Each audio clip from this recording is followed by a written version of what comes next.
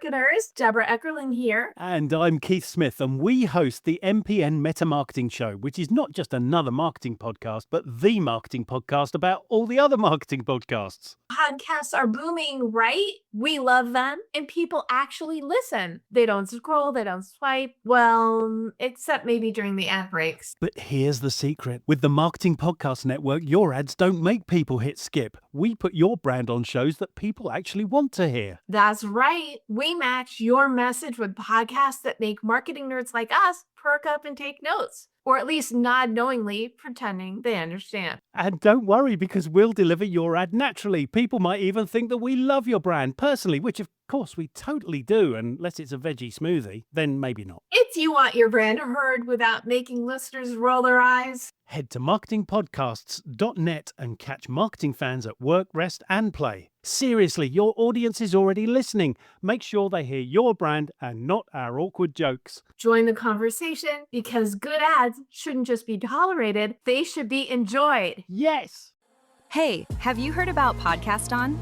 This is a global podcast charity event where hosts dedicate one episode to a nonprofit they care about and release it together the same week. No fundraising, no fees, just powerful storytelling for good. Podcast On 2026 runs March 14th to March 20th. Join thousands of podcasters worldwide and use your voice for impact. It's free, it's simple, and it starts at podcaston.org. The Marketing Podcast Network is a proud partner of Podcast On. Marketing is hard. But I'll tell you a little secret. It doesn't have to be. Let me point something out. You're listening to a podcast right now, and it's great. You love the host. You seek it out and download it. You listen to it while driving, working out, cooking, even going to the bathroom. Podcasts are a pretty close companion. And this is a podcast ad.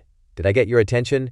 You can reach great listeners like yourself with podcast advertising from Libsyn Ads. Choose from hundreds of top podcasts offering host endorsements, or run a pre-produced ad like this one across thousands of shows to reach your target audience in their favorite podcasts with Libsyn Ads. Go to libsynads.com, that's Libsyn, ads.com today. Welcome to Your Radiant Spirit, a space for the conversations and colors that help you see yourself more clearly.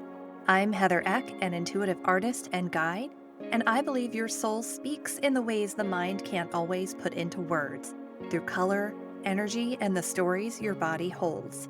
This show is where we explore those messages. Through personal stories, deep conversations, and creative insight, we'll uncover what's been hidden, release what no longer serves, and begin to imagine what's possible when you live in full alignment with who you're meant to be. What you hear here is more than inspiration, it's an opening, a chance to feel the shift that could change everything. So take a deep breath, open your heart, and let's step into today's conversation. Welcome back to Your Radiant Spirit. I'm your host, Heather Eck, and today I have someone really special with me. Brenda L. Balding is a registered nurse of 50 years and a Reiki energy healer. She's also an author, spiritual guide, and self-discovery expert. Brenda is passionate about being in service to others and guides you on your path through some of life's challenges. Her focus via Love's Inner Voice is to support your self-discovery heart journey related to grief, acceptance, forgiveness, and others, as well as acknowledging emotions and feelings that show up along the way. Her mission is to encourage each person to enhance their own love's inner voice, their sacred connection for the greatest good of all. Brenda is an author of many books. Discovery is Vital, Awaken Love's Inner Voice, which is out now on Amazon.com. Discovery is Recovery, Brain, Emotion, and Spiritual Self-Reflection through the Creative Process and Sacred Connection. Finding Our Path to Deeper Connection with Self and the Divine. An anthology that includes her article, Sacred Discovery. All of these are available on Amazon, and I'll include all of that in the show notes for you. But please join me in welcoming Brenda to the show. Brenda, I'm so happy that you're here with me today. Oh, Heather, thank you. I am so blessed to be with you as well and your audience. It's so much fun for me. Well, that's great. I'm so happy to be able to share you with the audience too. What I love about your work is this idea of love's inner voice. And I would love for you to just start by sharing your story and how you got to where you are today and how you felt called to kind of step into this deeper work of Love's Inner Voice and when that started to speak to you. Well, thank you for asking, Heather. And I've been doing spiritual work sort of unconsciously. You know how we do things, we're not really conscious of it. Yeah. In my healing since I was in my early 20s. And as a nurse, I was doing healing. My hands would get really warm when I'd be giving back rubs, and patients would feel so much better the next day. They needed Hmm. less pain medication. I didn't know what I was doing. I just knew I was a conduit to help people heal. I realized I was doing that when I became a Reiki healer 3 or 4 years ago, became a level 2 Reiki healer. And I said, this is familiar energy to me. And my instructor said, tell me. So I told her, and she said, oh, you've been doing this your whole life, haven't you? So it like was a surprise for both of us. And yet, even talking about it, my hands are tingling Oh, because wow. I do assist people to move out energy that does not serve them Uh-huh. and to teach them how to bring in energy that does, from source, from God, from creator, whatever we want to call that loving light energy. Hmm. And so I really, when I retired from my active nursing career in my mid to late 60s, um, I kind of went dormant for about 3 years because I didn't know what to do. It was not a forced retirement, but I got a year's salary if I retired then later. So I went, okay. And then all of a sudden, I was in a class with a friend, and she said, you've got something to share. She read my energy. And that's when I started working on Discovery is Recovery. Oh, wow. And then in March of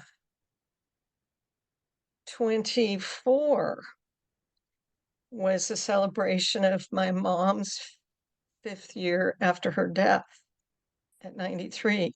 My dad was still alive, and he was 90, almost 98.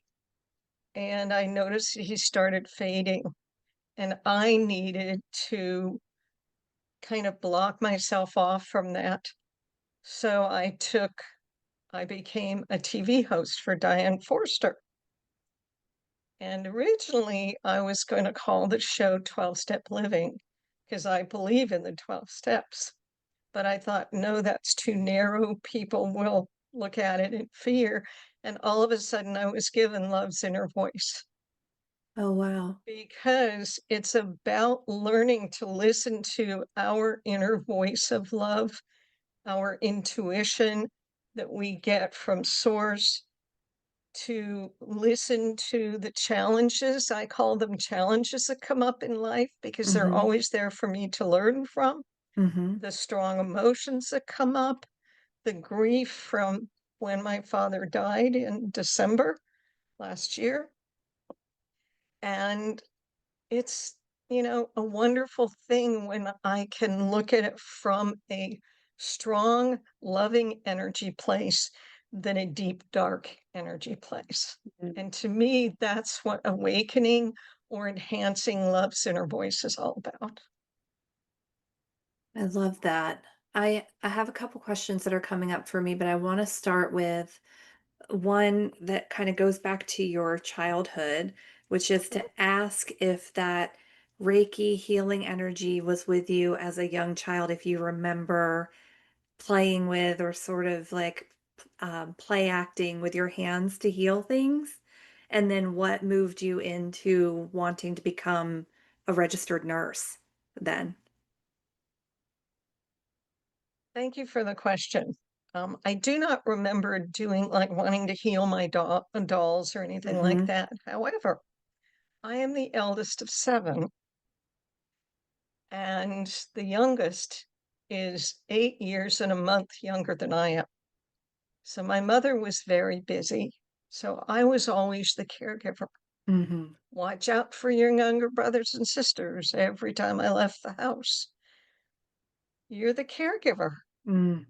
You're the one that helps with I had sisters that didn't like that, but, that's what I was told to do. So in essence, I became a second mom. And so I've been healing. But what took me mostly into nursing was I had an aunt, one of my mother's youngest sister, who was a nurse, and she was married to a surgeon, and they were missionaries in Africa 3 or 4 times in their life. Wow. And I was just drawn to them. I knew that I needed to do that kind of healing. I was offered to go to Africa after my freshman year in college, and I didn't think I was ready. I didn't go. I work at not being regretful about that. My uncle fully accepted my reasoning, and I feel like I've honored them by doing the work that I've been doing and doing the work I'm doing now. Yeah. I like what you said there. You work at not being regretful of that. Like Yep. it's still something that comes up for you where you still have to work at it, work at that Yep. feeling. Yeah. Honor it and Mm-hmm. go, oh, it's okay. Look at all the things you did in place of that. Mm-hmm. Look at how you're being of service now. That's so powerful too, because it's like you're offering yourself this space and this grace and acceptance of where you were at the time and how that path didn't, it didn't go away from you. That path just circled back around later at a different time when maybe you had a bit more energy for it now. Yeah. Yes. I really love that. Thank you for sharing that. Hmm. You mentioned you lost your dad. I'm so sorry for your loss. Thank you. And that you have had to sort of work through the love and the challenges that came from that and not lean into the darkness or the sadness that came from that too. And I hear that and I think love is the strongest and the most like the highest vibration energy that we Hmm. have. Hmm. But I also think there's sometimes people think of like what's it called? Toxic positivity, right? Where you're like, oh, just focus on the good things, just stay positive, it's fine. So when I heard you say that, it made me go, oh wow, I can see how this could be misconstrued by somebody if you're not actively doing the work of trying to listen to your inner voice, if you're not listening to God or the universe helping support you through those challenging times, it's not then toxic. It's actually strongly supportive, but you have to sort of know how to recognize the difference between those two things. Can you talk about that a little bit? Thank you. For me, it's about acknowledging the feeling that's coming up, the Mm-hmm. grief or the should or the worry or the fear or whatever it is that's coming up, and saying, oh, I see you. Mm. I recognize you. Where are you coming from? What message am I missing that you're showing up? And the biggest thing that I get to remember, because, we have good forgetters, at least I do, I can raise my hand Yeah. to that, is to pause. And I love heart math. So I take a heart breath and just calm my body down Mm-hmm. so that then I can listen to what is going on and what is the message that feeling that's coming up for me needs to be addressed. Mm. Because sometimes it's something that I've been ignoring because it's uncomfortable, or I'm stuffing it down with food or TV or whatever. Mm-hmm. And all of a sudden it's going, I need to be seen. Uh-huh. Exactly. I Yeah. need to be heard. And so when I realized that with my grief with my dad, I mean, I had him for more than 3/4 of a century. Wow.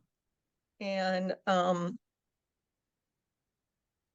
realized that my grief is something that is there every day. It's a gift from source, from higher power, from the divine. For me, all the feelings are.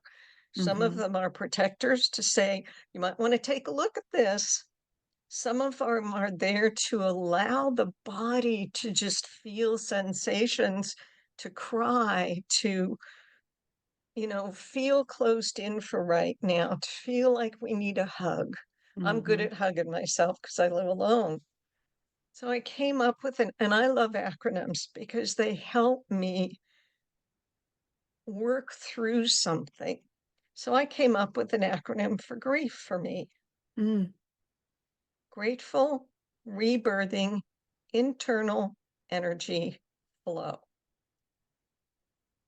Wow. Grateful. Grateful, rebirthing, internal energy flow.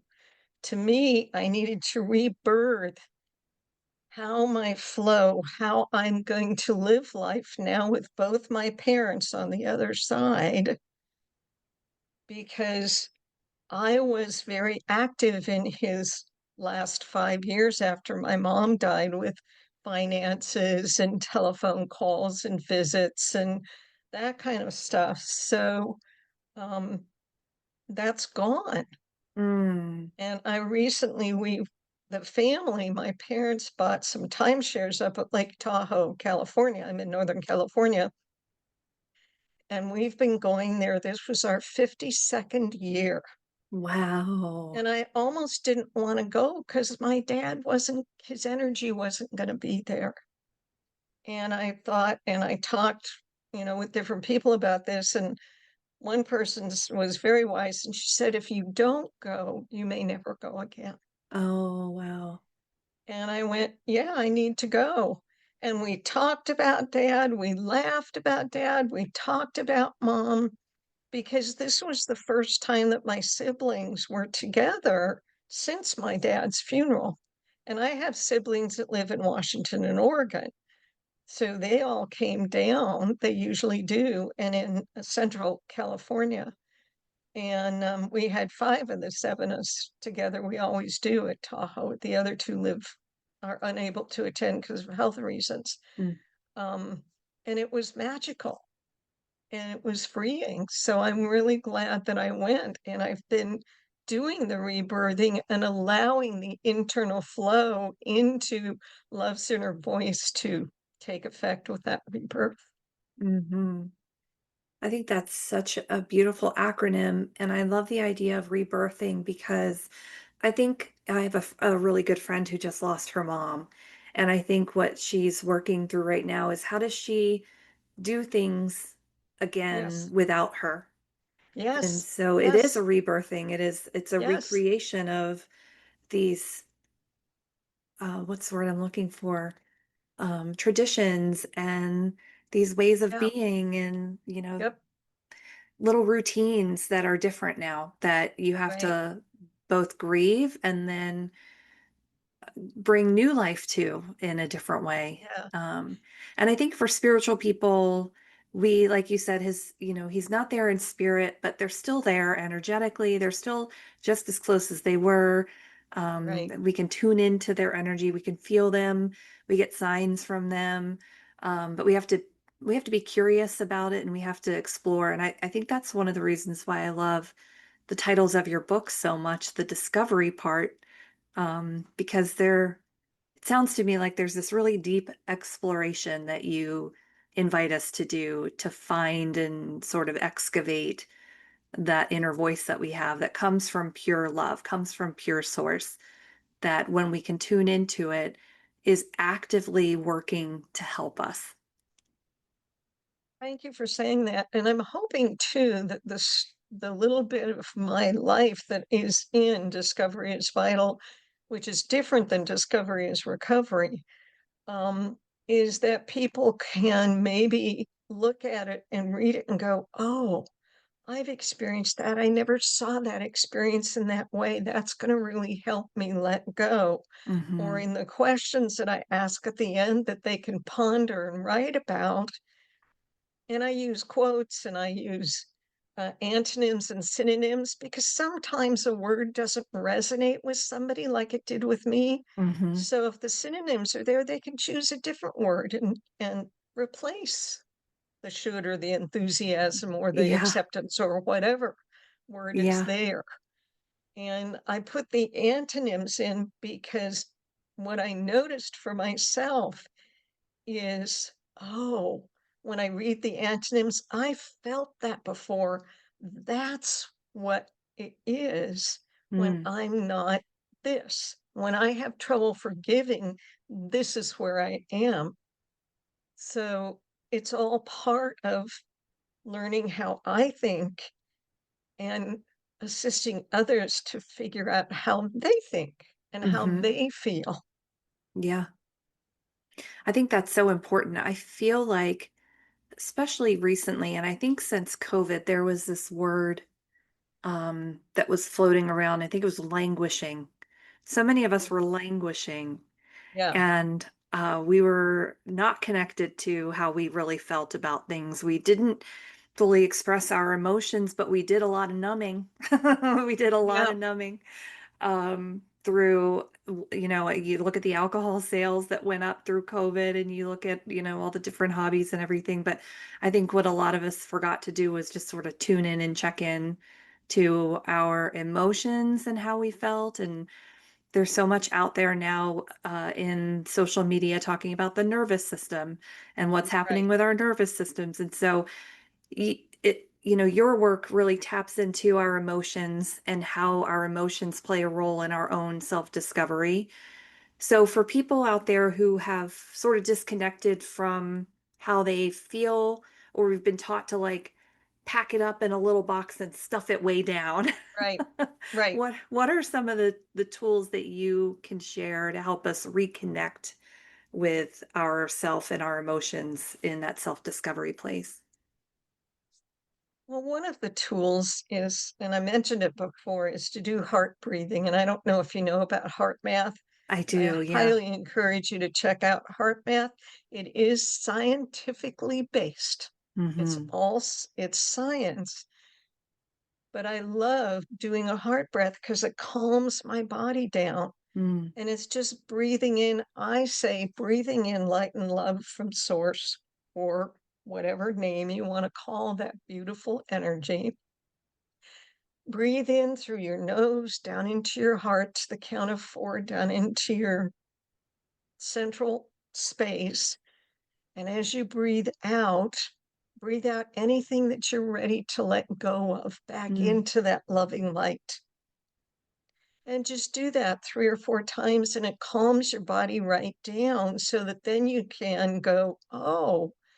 And then I love the word pause because of an acronym that I love acronyms, as I said. And the P can be perhaps or pray if you're into praying, but perhaps another unseen solution exists.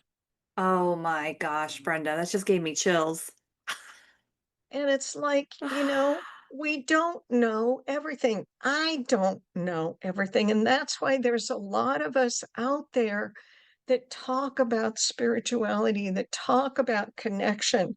And we all bring it from a different perspective and assist people to travel that journey in the way that best suits them. Mhm.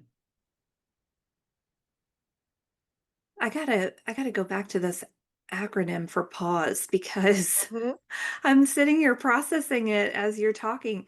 So perhaps or pray, another unseen solution exists. Right. Or unknown, if you like that Unknown, word, yeah. solution exists. That is such a powerful acronym. I hope that you've Mhm. trademarked it. No, nope, it's not trademark. It I'm was just shared with teasing. me by somebody else, and I've changed some of the words Yeah. because of what it means to me. There's another one that I really love because, and it was shared with me by Aunt Jonas, who was the instigator of Sacred Connection. Mhm. And she says, I said I didn't like work. I didn't like to consider what I'm doing work because the word work is such a heavy energy for me. She says, well, change it to job. And I go, okay, why change it to job? Because she says, job is the joy of being. I love Anne. J-O-B, the The joy joy. of being. And she said, share it around there. So I do, because it really is, that's what we're here for, is to walk in the joy of being the most authentic, loving, caring, kind person we can be. Mm-hmm. Yeah, I love that. I love that. It also goes, I hear this sometimes too. We are human beings, not human doings. Yes, yes, yes. But it's so And we get hard. so stuck in the doing. I have to do this. I have to do that. If only this, if only that. And the if onlys can be just as bad as the shoulds. As the shoulds. Let's talk about the shoulds for a minute because you and I connected on the shoulds in, I'll say, the green room before we started recording. Um, I have heard this too, like don't should all over yourself. And you had mentioned that as well. You have to help teach people that they don't have to should. So can you tell us what that means to you in your Oh, job, in your joy of being? I was gonna what say work, and I was like, let's pivot. in my job, In your job. I have a chapter on should, discover should in the Discovery is Vital. And one of the things that I got stuck in is a year ago, April, I got taken for quite a bit of money because I believed someone was telling me the truth. Oh. And some of it was my dad's money. I was able to replace it. And I kept going afterwards. Brenda, you should have listened to your gut. Brenda, why didn't you listen to your gut? Brenda, you should have known this. You have a master's degree. Why didn't you catch on? Brenda, you should have, you know, Yeah. listened to whoever, your experience and all of that, because it was over 5 days I gave this person that Oh. attention. And so I was shooting myself for a while about Mm-hmm. that. I've shooted myself over my life about my ex-husband and some of the things that he did during my 7-year marriage. I've shooted myself occasionally about not going to Africa when my aunt and uncle asked me to join them. It doesn't get me anywhere and it Mm-hmm. keeps me stuck. Yeah. And it keeps me in a very narrow focus that's harder for me to hear the divine supports, the divine support, the divine love, to Mm-hmm. hearing and feeling that. So, really looking at if my mind starts thinking should, or if I notice I'm starting to say that, I go, Brenda, where is that coming from? What feeling is bringing that up? What is it that you're not addressing out of, it doesn't matter where it's coming from. And once I can start doing that, I get out of the should and I can go, oh, this is what's here for me to learn, Mm-hmm. or for me to let go of, or for me to accept. Because a lot of it has to do with things that we have no control over. That's very true. That's very true. Can you say more about that? The things we don't have control over? Because I think it's 90% of our day.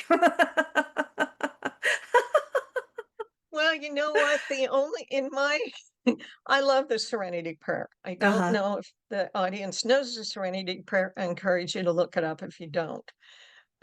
Because it talks about I can only control, I only have say so over me. Mm-hmm. I can't control anybody else out there. I can't control how they react to what I say or who I am. I have siblings that think I'm woo woo, and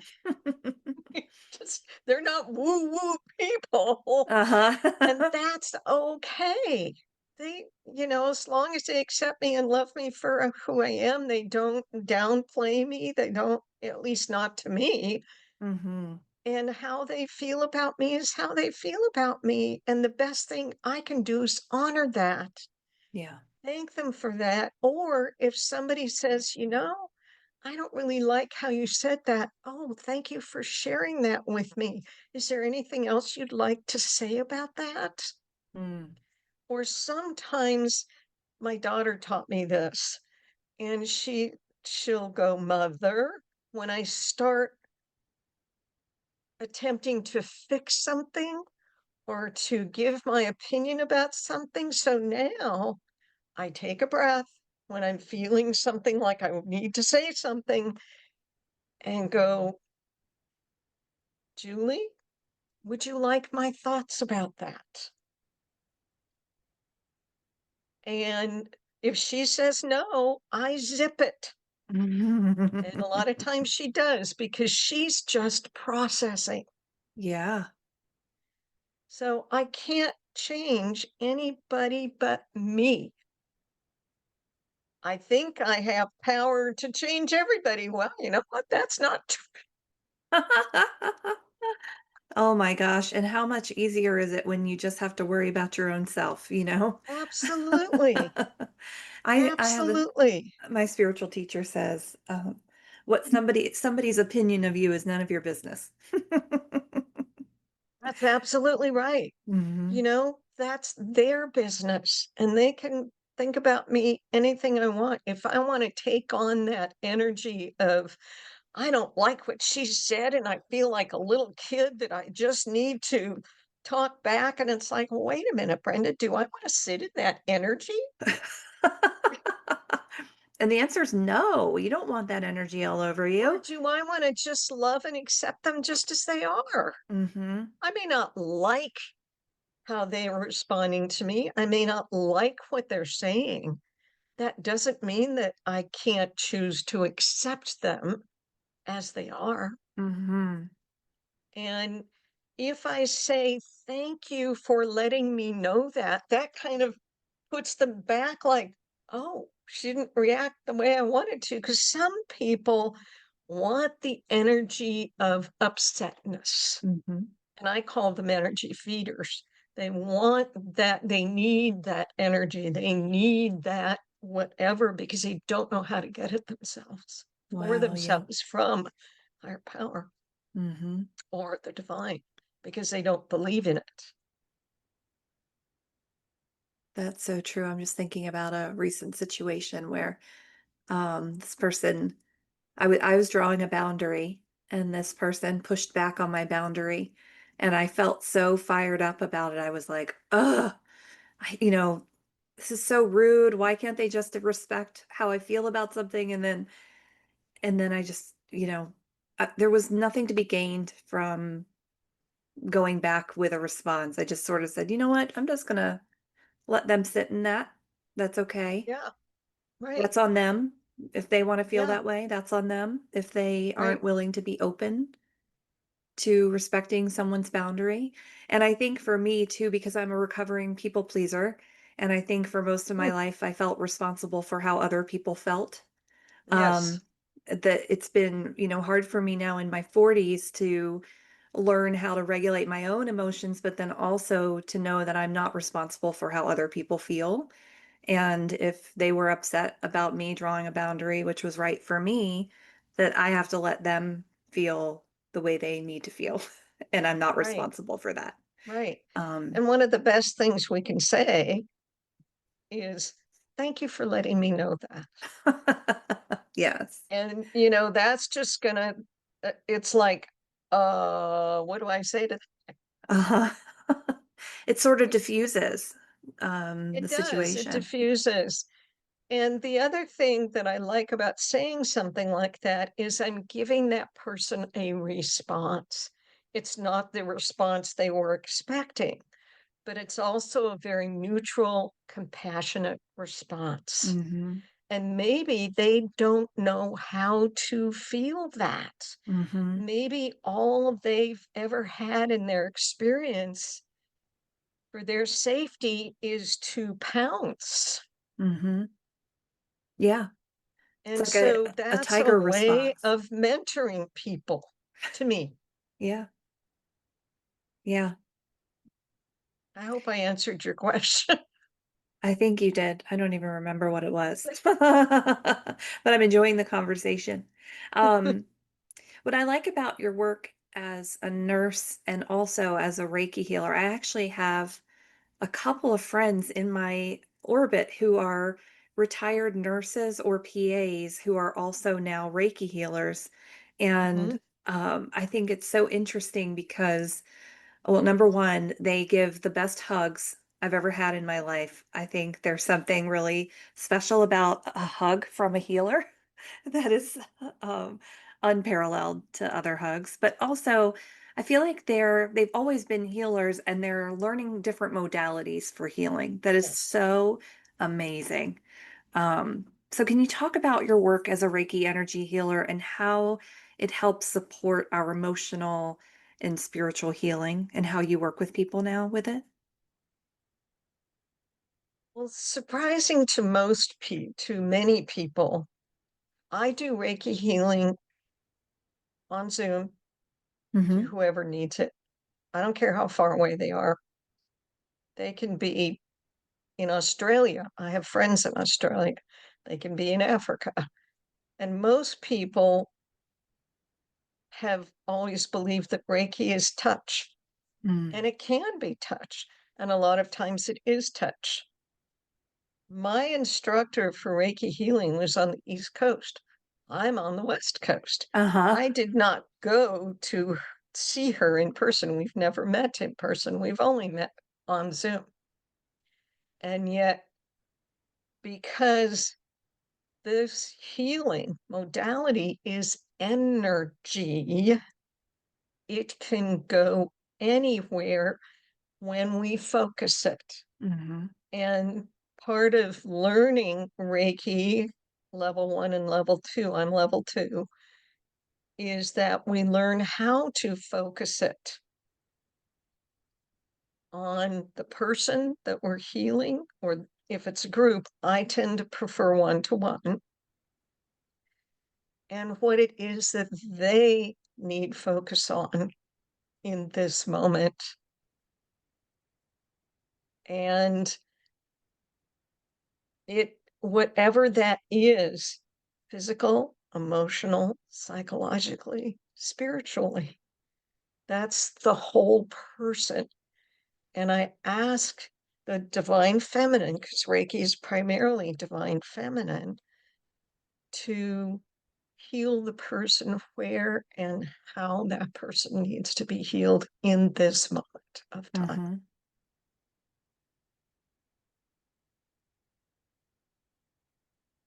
And so when I visit with people afterwards, because I visit with people before, I give them a 10 or 15-minute healing, depending on what the need is. I let the divine decide how long Hmm. it's going to be.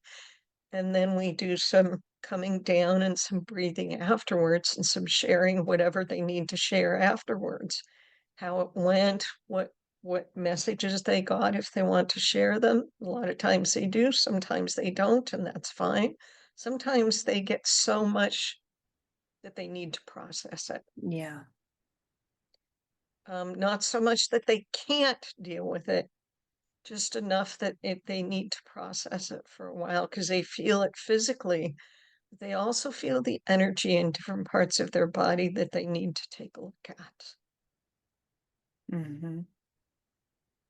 So it really is about what does the individual person need and how can I be of assistance with divine guidance for them in that moment in time. And Hmm. I always get a gift too. You know, the healer always receives a gift in my experience because I'm making myself a conduit, and I usually do a mini meditation before I even get on with the person. Um, and we do some heart breathing and some grounding and, all of that, whatever it is I feel like they may need to feel comfortable in being open to receive. And I usually get a message along the way. I was going to ask that if you received messages too, um, because I love what you said. I think the healer receives a gift as well. And whenever I do a portrait for somebody, I receive just as much healing from their message as they do from their Yeah, painting. right, And that's just such a really wonderful, like, cycle of love from the universe. I just think that's right. so cool. And Yeah. it's different, because my needs are different than the person that I'm healing, but Mm-hmm. that's okay. There's no comparison. Yeah. It's so wonderful to be able to let go of comparison Mm-hmm. because that's judgment. And I don't want to Mm-hmm. live in judgment Yep. and I don't want to live in expectations Yep. because they don't serve me and they don't serve the person that I'm working with. And what I love too about being the conduit for this healing is that you really don't have to do anything. You can kind of get out of the way and Yeah. let the divine energy or the divine feminine or the universal energy do the work for you. And that's Yes. so similar to how I work in my art making too, is that when I try to step in or get involved or try to control, it goes Yeah. sideways for me. Yep. And sometimes it'll go sideways for the other person. And yet what the other person produces could be the answer that was getting in my way. Yeah. Yeah. So I truly am a conduit. Um, and sometimes I don't say anything when I'm doing the healing. Once the healing starts, I let them know when it's starting. And I say there won't be, I don't use music. A lot of healers do, I don't. And I said, it'll be quiet for the next however long. Mm-hmm. Okay. Mm-hmm. And it's just quiet.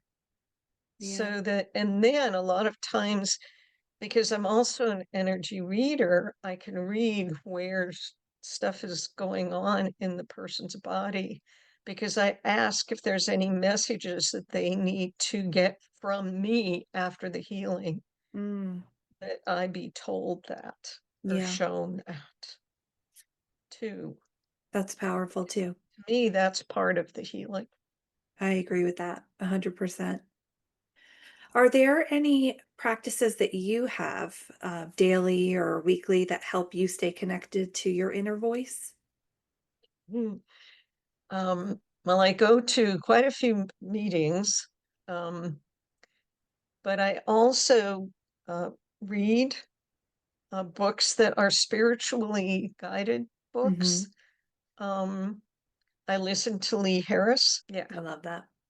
yeah. Well, I feel like I could talk to you for another hour or so, but I want to be, Yes, we probably could. I know, but I want to be cognizant of your time. And I want to ask you, where can people find you online and how can they work with you? Well, if they put my name, Brenda L. Balding, in Amazon, they'll find my books. If they put Brenda L. Balding in Google, they'll find my Facebook, my LinkedIn, all of that kind of stuff. I also have a link tree, www.2.com. So that's how they can find me. I'm also a member of heal.me, which is Hmm. a website that has holistic healers and my Reiki and my coaching or spiritual guide information is all on there. If you want to work with me, I have 6-week sessions, an hour long, or 6 weeks or 12-week sessions, an hour long. And I'm willing to walk with them through the discovery is recovery or the discovery is vital, reading it together and using them as workbooks to assist them on their journey. Mm-hmm. Because some people like to have something to hold that they can then write in and have somebody assist them to walk through these things. Because in Discovery is Recovery, there's things like honesty Yeah. and hope and faith and courage. And a lot of those words have, we always the other opposite, dishonesty or lack of faith or Mhm. lack of hope, hopeless shows up. And how do we deal with that? Yeah. And so when they have someone that can walk through that with them, they just blossom even into a more beautiful blossom. Love that. Well, thank you so much, Brenda. I've loved chatting with you today, and I'll put all this information in the show notes so people can find you and your books and how to work with Thank you you. online. And thank you for sharing your love's inner voice with us today. Your energy is so calming and healing, and I'm sure anyone would be very, very lucky to get to work with you. Well, Heather, thank you so much for inviting me. I've had so much fun. Good. Thank you for joining me today on Your Radiant Spirit. Every conversation here is an invitation to go beyond the surface, to listen to what your soul has been whispering, and to step into the life you've been longing for. If you're ready to go deeper, to work in a way that's personal, creative, and profoundly transformative, you'll find ways to connect with me in the show notes. Whether it's through art, a guided session, or a fully immersive journey, you'll discover a space where your truth is seen and your next chapter begins. If this episode spoke to you, it would mean the world if you shared it with a friend, left a review, or subscribed so more people can discover the conversations we have here. Until next time, my friend, keep noticing the colors, the moments, and the nudges. They're all leading you home. And for now, take a breath, hold on to what resonated, and carry it with you into the rest of your day. Thanks for listening.